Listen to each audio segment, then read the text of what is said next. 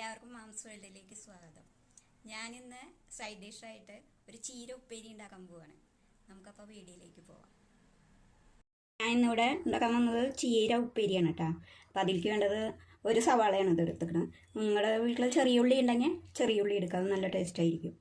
ഉള്ളി എത്ര ചേർക്കണോ അത്രയും നല്ലതാണ്. പിന്നെ ചെറിയ 2 പച്ചമുളക് എടുത്തു, ഒരു ചെറിയ അല്ലി കറിവേപ്പില, ഒരു പിഞ്ച് ചെറിയ ജീരകം, ഒരു 4 വെള്ളുള്ളി ചെറിയതാക്കി അരിഞ്ഞത്, പിന്നെ കുറച്ച് തേങ്ങ, ഒരു 2 ടീസ്പൂൺ തേങ്ങ ഉണ്ടാവും, ഇത് വലിയ ടീസ്പൂണുണ്ട്. പിന്നെ നമ്മുടെ ചീര, അത് എന്നാൽ നമുക്ക് ഉപ്പേരി വെച്ചിട്ട് വരാം. ചീരയ്ക്ക്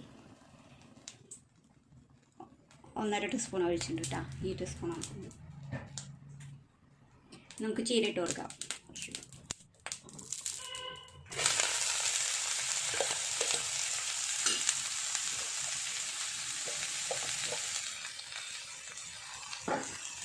ചെറിയ തീയിൽ വെച്ചാൽ മതിട്ടാണ്.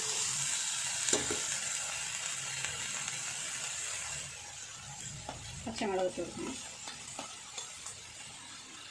വെള്ളുള്ളി, ഉള്ളി പകുതി ഇട്ട് കൊടുക്കണം. അപ്പോൾ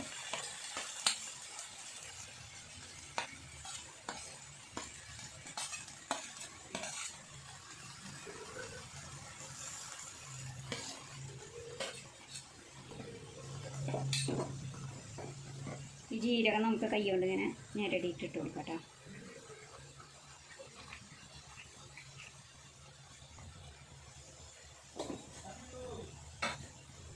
ഇളക്കി കൊടുക്കാം. സിമ്മിലിട്ടിട്ട് വെച്ചാൽ മതി, വെള്ളം ഒഴിക്കണ്ട. ഇങ്ങനെ ഇളക്കി കൊടുത്തിട്ട് വേറെ ഒന്നും ഇടണ്ട. ലേശം ഉപ്പ് ഇട്ട് കൊടുക്കാം.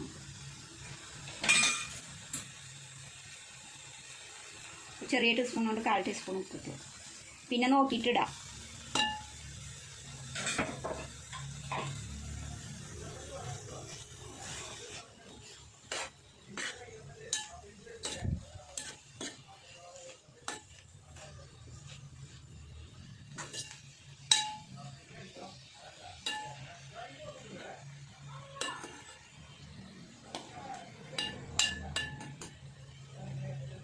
ഇങ്ങനെ അമർത്തി കൊടുക്കുക മിക്സാക്കിയതിന് ശേഷം.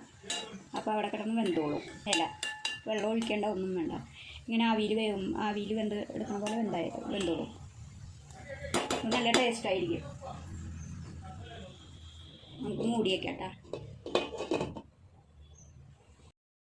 നമുക്ക് തുറന്ന് നോക്കട്ടെ. ആവിയിൽ തന്നെ വെള്ളം ഉണ്ട് കണ്ട. നമ്മൾ വെള്ളം ഒഴിക്കേണ്ട ആവശ്യമില്ല. ആവി വെള്ളത്തിൽ തന്നെ കിടന്ന് വെന്തോളും. അത്യാവശ്യം വേവായി, ഓവറായിട്ട് വേവിക്കേണ്ട ആവശ്യം. ഇനി ബാക്കിയുള്ള സവാളയും തേങ്ങയും കൂടി ഇട്ട് കൊടുക്കാം.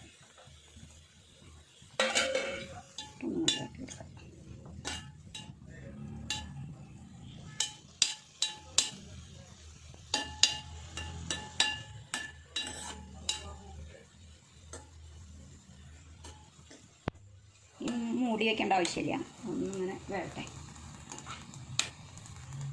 ആ വെള്ളം വറ്റി കിട്ടേ, മൂടി വെച്ച വെള്ളമാവും, നമുക്ക് വെള്ളം വറ്റി കിട്ടും.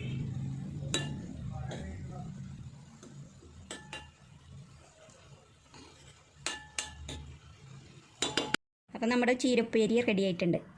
നമുക്ക് ഒന്ന് അലങ്കരിക്കാം.